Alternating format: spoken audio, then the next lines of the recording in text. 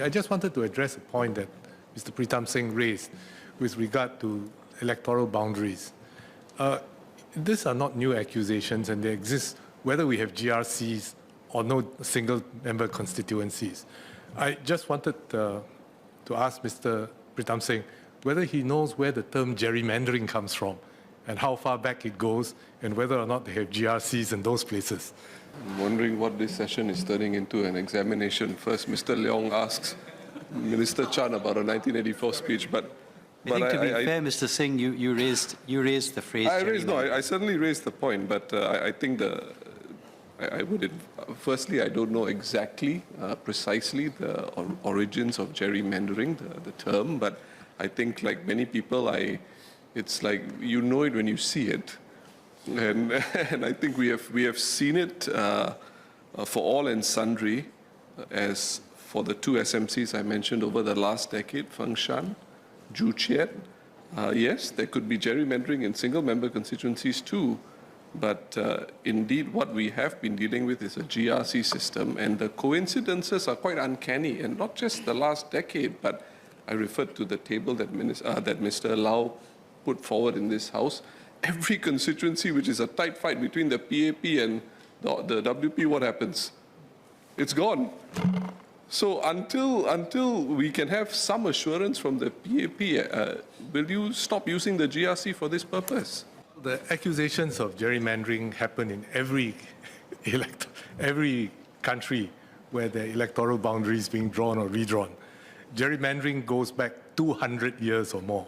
In the United States of America, what we consider the sort of paragon of democracy today, and those accusations are still being made for gerrymandering.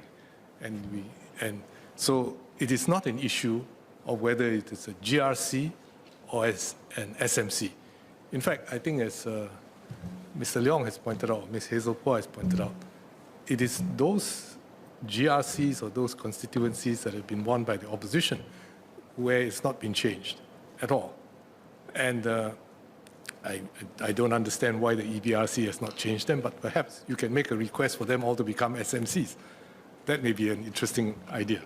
2 points, Mr. Speaker. Mr. Deputy Speaker. Number one, I think the Workers' Party is prepared to contest any constituency on an SMC basis. I think that's our position in the manifesto. We have laid it out. We went to the elections in 2020 with that in our manifesto.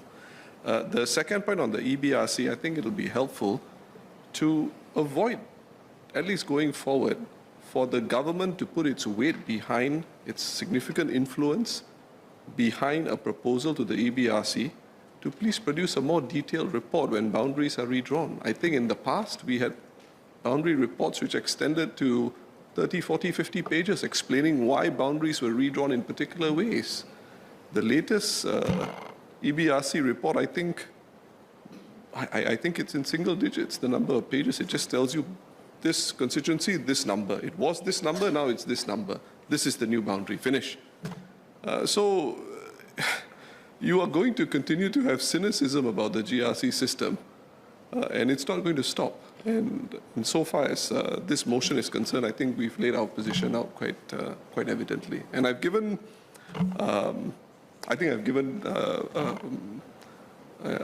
my views on where the GRC system has been helpful for society. And I think it's important for me to state that.